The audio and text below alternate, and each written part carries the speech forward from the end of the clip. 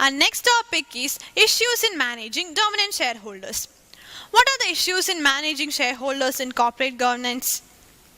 The primary difference between corporate governance enforcement problems in India and most Western economies is that the entire corporate governance approach hinges on disciplining the management and making them more accountable. The agency gap in Western economies represent the gap between the interest of management and dispersed shareholders, and corporate governance norms are aimed at reducing this gap.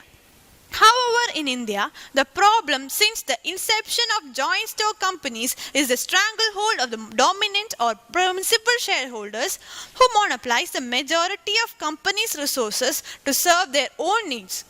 That is, the agency gap is actually between majority shareholders and other stakeholders.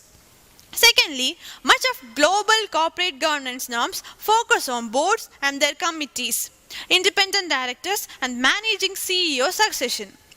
In the Indian business culture, boards are not as empowered as several Western economies. And since the board is subordinate to the shareholders, the will of majority shareholders prevails.